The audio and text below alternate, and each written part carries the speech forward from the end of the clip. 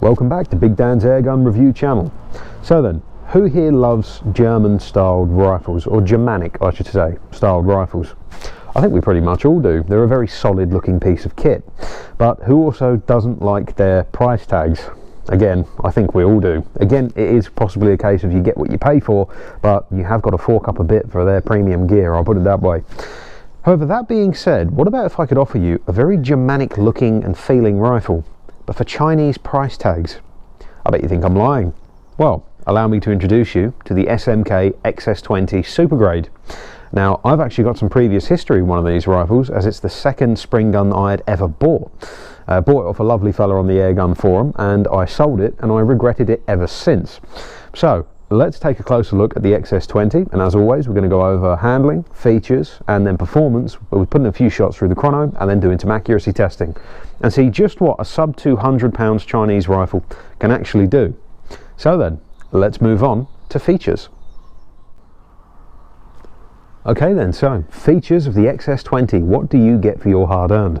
Well, starting at the rear of the rifle as always, you've got a rather workman-like recoil pad. There's a little bit of sort of like grooving going on at the rear there, but it's not ventilated or anything like that, so nothing too fancy. Slightly further along, the bit that is good news is for the lefties and such, this does come with an ambidextrous cheek piece, so it can be pretty much enjoyed by anyone.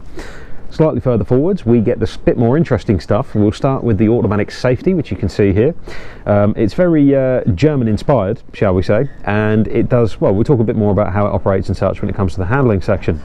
Slightly lower down, you do have a genuine two-stage adjustable trigger unit, which again, we'll talk a bit more about when we get to the handling part.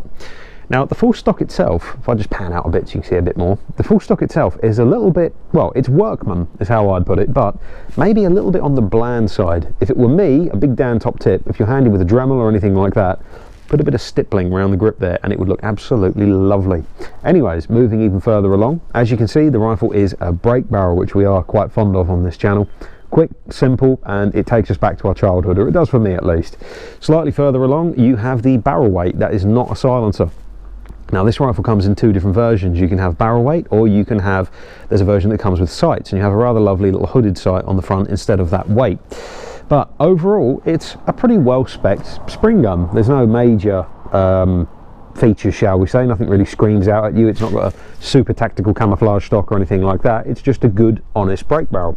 So let's move on to weighing the rifle now, and let's see after that how she feels when she's put to the shoulder when we move on to our handling section. So let's get the scales up. Okay then, so weight, what do we think of the XS20? She comes out at 7.9 pounds on my scales, and that, as you can see, is unscoped. So it's sort of like a medium weight, I would say, slightly up from medium weight rifle. So not too bad at all. You could easily use it for walked up shooting when you get used to it, or target shooting. Hopefully it'll absorb quite a bit of recoil as well. So it's pretty much smack dab in the middle. So that's it for weight. Let's move on next to handling. We'll chuck a scope on top there and see how she feels when she's in the shoulder. So then, the XS20, what do we think when it's put to the shoulder? Well, let's find out. Now, it does feel really rather nice, but there's some oddities, and I'm sure you can see what I'm going to get to with the fact that my fingers are scratching on the grip here. There's no checkering at all, and it does feel a little bit weird, I'll put it that way. Usually I'm used to guns with, even if there's just a little something on the rear end here, even if it's just a little bit of thin checkering. But with this, there is absolutely nothing, and like I said, it is a little bit strange. The cheek piece is nice. We are using very low mounts, as you can see here. This is a 3 number 40 we've got on top, and well, it's pretty good, I'll put it that way. You're not reaching up for it or anything like that. It's comfortable. It is quite nice. The thing I will say though is if you're going any bigger, I mean, you can see the 3 number 40 with standard mounts is getting close to that action. If you're going anything bigger, you are going to need raised mounts, and you are therefore going to be coming up a bit. As we said, the cheek piece is nice, but it's not the proudest cheek piece on the planet, so you will have to bear that into consideration. To be fair though, with this sort of gun, do you really need something on there with a great big Ferris wheel on the side for your parallax adjustment? It doesn't really. This is probably about the max I'd chuck on this, to be fair, and just keep it as a working gun. But let's break the thing now and see how that feels. So bring the barrel down. And there's already a little flaw that I'm going to talk about in a second, which if you saw where my eyes just went to then, you already know what I'm about to say. Now, this gun comes with an automatic safety. That safety has not just engaged. Now, it will engage. In fact, if we bring this back down now and really pull on it like maybe the gun expects you to do, the safety works perfectly. Now, I'm in that camp where if I've got an automatic safety, I want it to work pretty much 100% of the time, because obviously it's that 1% that that one time it fails, well, that's when the accidents happen, isn't it? Now, some people I've spoken to actually like this, because a lot of people, they're not a big fan of this sort of safety, and it's not just this that you get this on. Obviously, you get it on the Virox, the Remington Express and Sabres are the same. It's a push-button automatic system. But the problem is, there's guys out there that find this a bit too intrusive, and sometimes they'll go to squeeze off a shot, forget the safety's on, and then that's it. For those people out there, these are well worth maybe your time, because it's sort of like you can select it on and off sort of thing. Me personally, I want my automatic safety to be 100% every time, but again, it's horses for courses. That car just blew its hooter, no idea why. Anyways, let's move on to the trigger and shot cycle. So let's give that a little go. Second stage. Oh, that's good. Now, the older model of these, the model which I owned, came with a different two-stage trigger than this, and there's a lot of guys out there that do say that the Mark 1, shall we call it, trigger is better than what we currently have. Now, it was a hell of a good trigger, there's no denying that, but this is not bad. This is not bad at all. SMK, if you're watching, put this trigger on all of your guns. I mean, even the Remington Sabre or Remington Express trigger unit, what's on there, that's quite nice. This blows it out of the water. There's no comparison. I'll say that here and now. In fact, to demonstrate this, you can see that there, look, if you give it a little bit more of a shove, safety comes on. To demonstrate this, I want to show you something. Right, so safety off. Hopefully you can see that's my little finger, by the way, my nose picking finger. And if you see there, that's just the tip of the finger. That's second stage. And just to fire this thing, little finger, bear in mind, and this is straight out of the box with no adjustment whatsoever. That has got to be the crispest budget spring gun trigger that I've ever felt. The weight, for me at least, is perfect. Again, she's adjustable, so you can play with that, and I do apologise if we are rambling a bit, but this is seriously good. I would even go potentially as far to say, this would give, and the Hatsan Quattro unit is fantastic, there's no denying that, this would give that a serious run for its money. Let's just one more time, okay? Safety's off, little finger, watch this. Little finger, just the tip of it touching it there, ready? Oh, SMK, put that on everything, please. That is nice, that is seriously nice. The shot cycle is also really sweet. There's a tiny little bit of vertical movement, and that's it. Some of the budget guns you can get, we've mentioned before, a little bit of very nasty sort of centre to left movement, or it might just horizontally anywhere move about a bit, usually if the balance is a bit skew-if or something like that. This is handsome. This is just up down, that's it. It is a lovely, lovely shooting and feeling thing, but I'm not going to get too excited, because it could be lovely to shoot, because it's doing about 8 foot-pound. We don't know what it's doing just yet. So let's get the pellets out. We're going to do 20 pellets through the gun to test consistency and power, and then after that we'll move on to our accuracy testing. So let's get the chrono out, let's fire a few through it, and let's see what the rifle can do.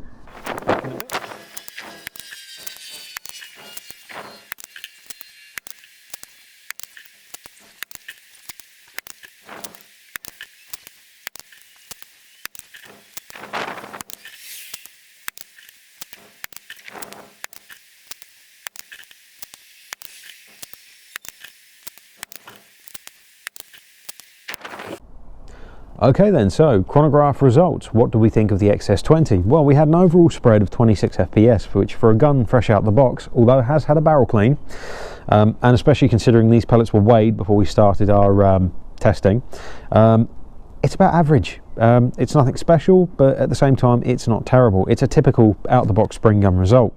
But saying that, as you can see, as we come down just a little bit, there is some amazing potential out of this gun that hopefully we might be able to tap into. You can see here 4 shots in a row at 10.57, and we had another one just above that, 15th shot, 10.57. It's mainly let down by the shots that we had that was a little bit low. Here you can see 9.92. If we could have eliminated them, we could have had a really nice spread on the go here, but it is what it is. So that's pretty much it for consistency.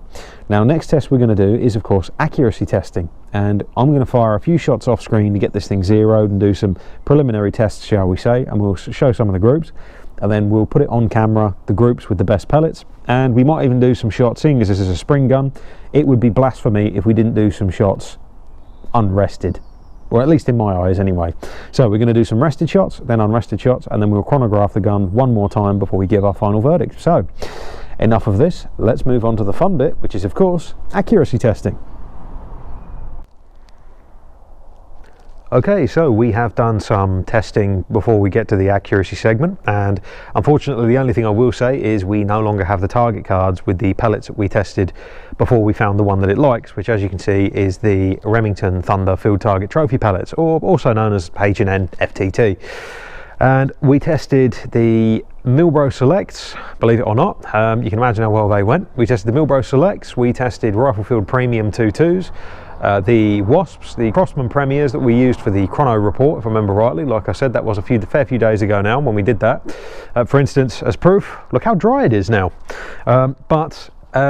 Unfortunately, we don't have any JSBs just at this moment in time. We're still waiting for those to come in, but we should have them in and ready for the next reviews, as long as the virus. I know a lot of channels are not saying the V word because of being demonetized, but let's be fair, this being an airgun channel, we're not going to get monetization anyway. So yeah, because of the virus, we hopefully will get the pellets in, but we'll have to see, make sure that the postal services and everything's still working. But this is what we did with the FTTs. Now that looks seriously messy, and if that was done with just 1.0 with no adjustments, I'd say, what the hell, why would you want to buy one of these things? Stay away from it as far as you can. But the first shots came in high. Then you can see here we adjusted low. Started coming in low and right, then we went a little too low. You can see there's 3 shots and a really nice little cluster there. Then we had 1 more left, and then we did our final adjustments, and she's pretty much bang on bull. Now that's actually 4 shots through the bullseye. Now the thing that's even more impressive about that is that that was done without a rest. That was just done with elbows on the knees job. Granted, 25 yards isn't the furthest distance, but considering the gun's not even run in with these pellets and probably isn't nowhere near to being run in full stop in general, that's pretty damn good. So I'm really excited to see what the thing can do with a rest. Now what we're going to do is we're going to have a few shots with a rest at 25, and then we're going to move it out to 35 yards where we're going to have a few more shots off of a rest, and then we're also, I think we see how this thing goes, we might actually have a few shots unrested.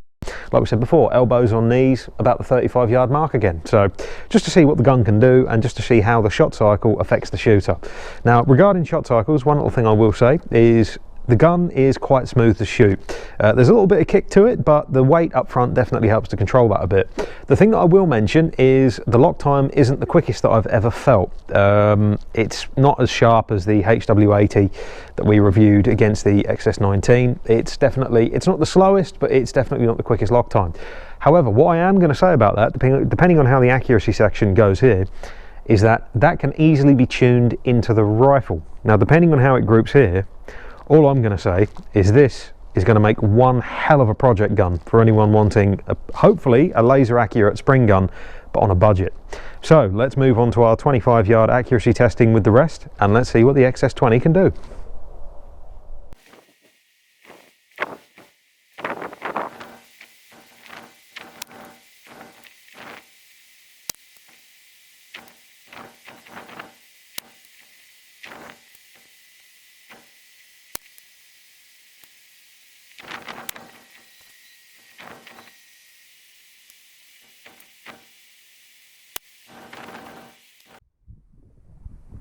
Next up, 35 yards, rested.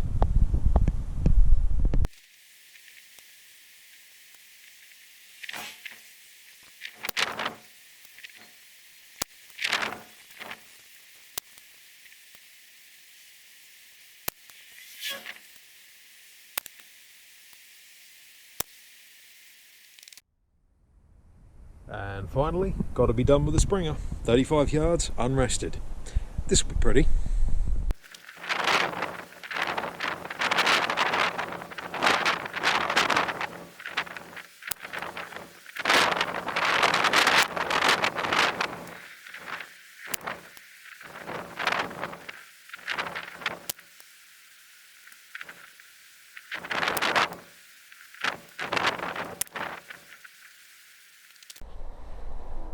So, accuracy test results with our XS20. What do we think? Well, as we said, our first group was at 25 yards using our rest. Now, one thing I will say is, well, I'll show you our rest. There's half of it anyway. It's my coat folded up, and the other part of it was the rifle slip, because we still haven't got our rest back. And to be fair, with the coronavirus and everything that's going around, they can keep it a bit longer, I'll put it that way. But as we take a look, you can see here's the first 6 shots using the rest, and it quite happily sits under that 5p piece. Disregard, you can see there's a little flap of paper here, or card I should say. That is actually where the pellets are hitting the board and bouncing back. So yeah, that's not me with a wayward shot, I promise. That is the wooden board itself. So you can see here, 25 yards, that is pretty damn impressive, especially when you consider this gun will not be run in yet, not even close. Granted, we found the pellets that it seems to like, although we haven't tested JSBs just yet, which could be even tighter, but it does seem to group pretty damn well. Moving slightly further along, we did our 35-yard groups. Now, we did one group, or the first group, from the rest, and the second group, which was unrested. Now, as you can see here, from the rest, things do drop quite a bit, which is quite interesting. You can see we're on the bottom ring here compared to almost dead center on our 25-yard mark. So the chronograph results might be quite interesting, just to see maybe if the power has dropped a little bit perhaps as it's letting in. I don't know, but let's have a little look. And we've got the main cluster here, which you can almost fit the entire thing under a 5p piece still, but you've still got that one going quite low. Now, what I will say, although it's going to make me out to be a liar as per usual, it has actually been, despite how beautiful it is today, there is some gust going around out there which might have upset the results ever so slightly. In fact, if I pan up, hopefully you might be able to see that tree is in fact moving. Now, if I come down again, you can see here, main cluster, as mentioned, 5p piece. Then we did 6 more shots, 35 yards, unrested. Now, I'm actually quite proud of this. I know many wouldn't be, but I am, and the reason behind that is I've not been shooting spring guns for quite a while. You know, we was trying to focus on our previous review with the what was it, the Artemis M22. So I haven't shot springers for a while, so for me to do that 4-shot cluster like that, I'm really impressed. I'm already winning, if you ask me, in my head anyway. So let's take a look. You've got main cluster, sits under the 5p piece, but it is still not as tight as when it was on the rest. As you can see with that, we got 5 shots under the 5p. With this, we've got absolutely no chance at all. What we will just have a little look at though, because it's still, I'll still be happy with it. Obviously, it's probably not an FT group. There's people laughing at this, but let's just have a look. Did we achieve a 20p? Almost. We're pretty much there. Depending on how I spin that or maneuver that, we are pretty much at a 20p group. So again, unrested 35 yards with a budget spring gun. That's pretty damn good in my book, I've got to say. And the gun itself does handle beautifully. Again, if you're used to something with weight up front, it's gonna fit you like a glove. I'll put it that way when you put it to your shoulder. And the trigger is beautiful, it really is. That's why I say these flyers are me. This is not the gun, I can guarantee that. But anyways, that's it for our accuracy section. Let's move on to the final verdict and see just what we think of the SMK XS20. You thought we forgot, didn't you? Ah, see? Here we have our second consistency test. Now, we've had a few more bits of lead go through the rifle, which you can see on our left here. So hopefully the power will have adjusted itself slightly and the consistency may be even tighter than what it was before. Now, if I had to guess how many pellets we've had through it, I'd say around the 150 to 250 mark. Definitely nowhere near a full tin, I'll put it that way. So let's get our Crossman Premiers back, like what we put through the first time. Put a few bits of lead through the chronograph here, and let's see what numbers we get. So this could be quite interesting.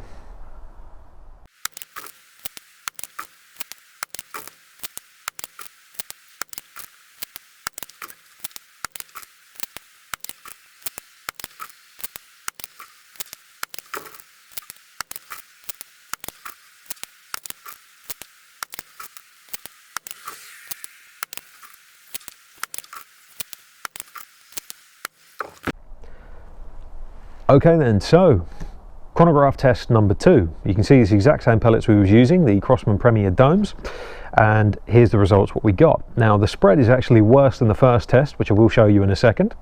This came out at 33 FPS, whereas the first one we did came out at 26, I believe. Standard deviation though is the thing that we'll be paying attention to in a moment, because that does shed some light on some things.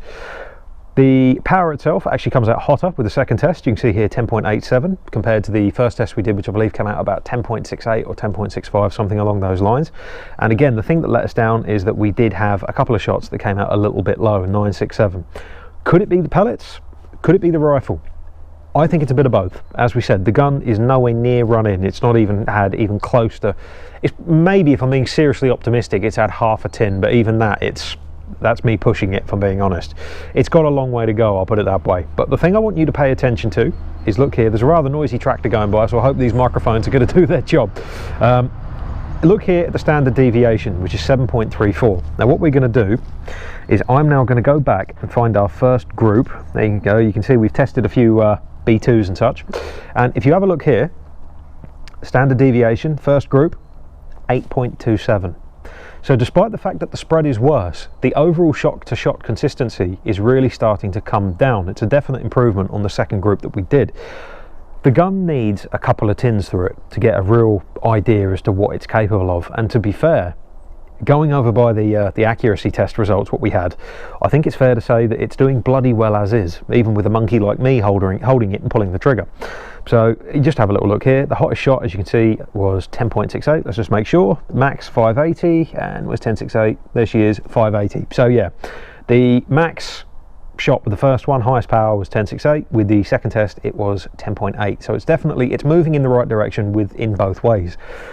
So that pretty much wraps up consistency with our second test, and I hope you can see how gun results change as they're running just that little bit more. And it will be even more drastic when there's a serious amount of lead put through the rifle. I can guarantee you'll be looking in the teens, I can guarantee that, maybe even single digit. You can never really tell until it's fully done in. So that's it for consistency. Now let's next move on to our final verdict, and let's wrap up this review. So moving on.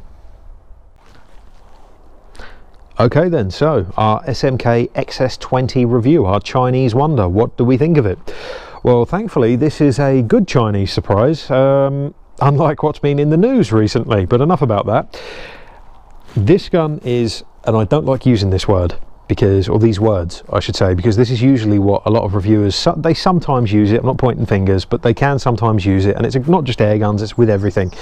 If something is cheap but mediocre at best, we've all seen it, I'm sure, value for money gets thrown around a hell of a lot. Now I don't like using that word, because, or these words I should say, simply because to me it's a cop-out, but I am going to use it now. This is possibly, in my opinion so far, one of the best value for money guns on the market. Now I know you're coming in, you've got your pitchforks, and you've got probably pictures of me on a dartboard throwing darts into it, because it's like, oh, Dan's turned into one of them. Let me explain before you gut me like a fish. The reasons behind that is because the gun is solid. Don't get me wrong. The stock, while nicely figured, make no mistake about that, it does come to the shoulder very nicely, and it is very, very smooth. It's well done. The stock hasn't obviously got any checkering, let alone the deepest checkering, but at the same time, what you've got on offer is one of the silky smoothest and most solid feeling brake barrel actions I've ever felt. Don't just take my word for it.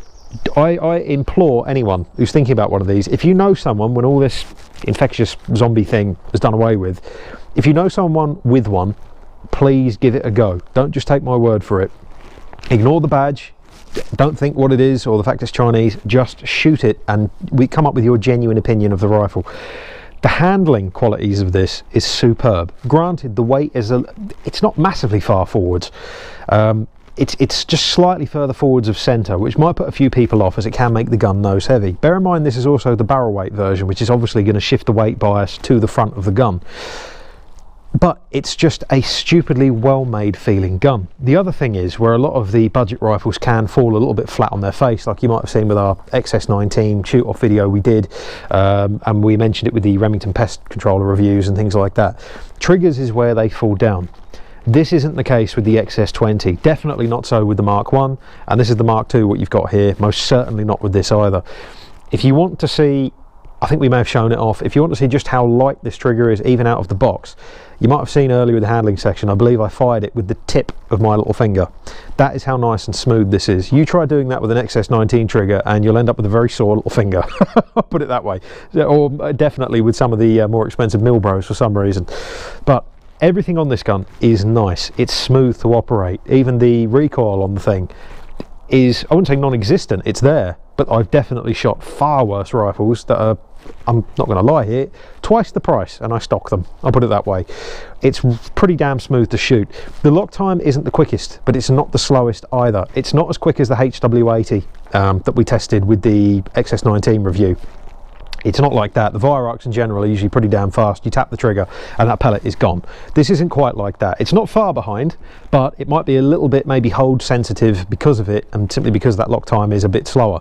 I didn't notice any major hold sensitivity with this, and even when we pellet tested it, it didn't seem to mind some of the pellets that we put through it. We put the Wasps through, which weren't too far off the FTTs, if I'm honest. I wish I still had the bloody target card.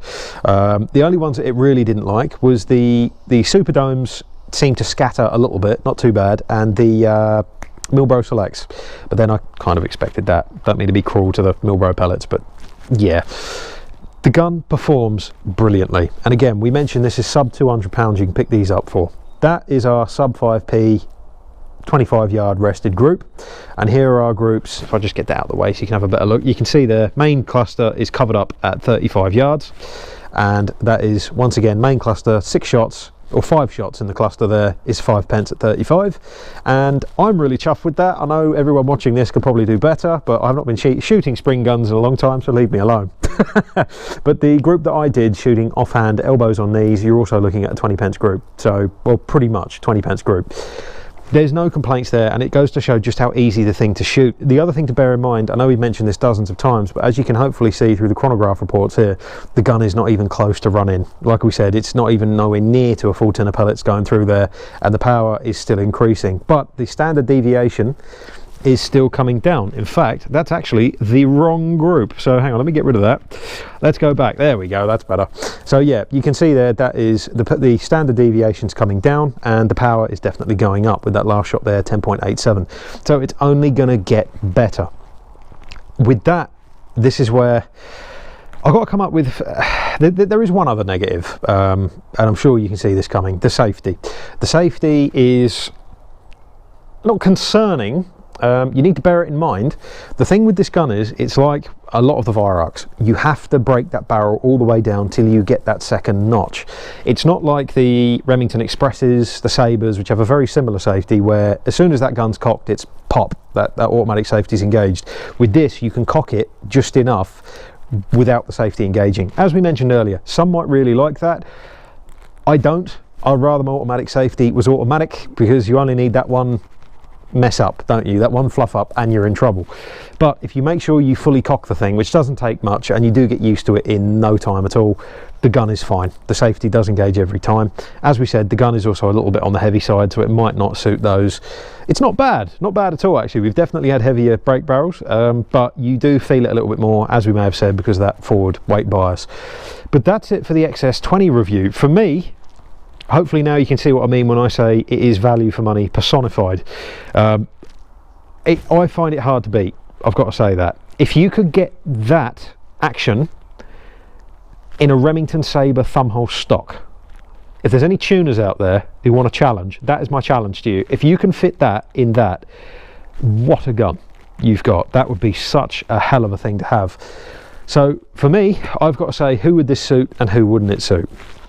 Straight off the bat, if you want a gun that shoots brilliantly out the box and is reasonably easy to handle, I'm still going to say look into an XS20. You might not find it comes to the shoulder quite as nice as the aforementioned Remington Sabre thumbhole. Depends if you like thumbholes or not, or even the sporter version. But it is a lovely, lovely thing to use and shoot, and it does feel like it is built to last. If you're looking for a gun as a project to tune, well, I'm sure you can guess what I'm going to say with this. Yes, dive on an XS20. They are a lovely, lovely gun, and the potential for this thing is unbelievable. Actually, if you've got an XS20 and you've tuned it, please send me some pictures through your groups through our website. I'd love to take a look at that and see just exactly what these are capable of when they are tuned up, because even now for me, looking at it, shooting it as it is, it's good enough now. If you know what I mean, it is bloody good. But anyways, People I wouldn't recommend it for, because there's always one group. As we said, if you're someone slightly, how can I put it, not so big framed, this might not suit you so well. But that is literally clutching at straws now. That is as negative as I can be about the gun. Anyways, I hope you enjoyed this review. If we've still got the rifle, which, well, shortly after we're back open anyway, I'll put it that way, because we are on lockdown at the moment. But if we still hang on to this rifle and you're interested to actually come down and test this gun, if it's still available for a while, you're more than welcome. Don't take just my word and this review for it. Come down and feel it for yourself, or like we said, find a buddy that's got one. But anyways, thanks for watching, everyone. If you got any suggestions for our next few videos, because we are in for 3 weeks, so I am going to be going mad indoors, definitely leave a comment down below. And yeah, stay safe and look after yourselves. Thanks for watching.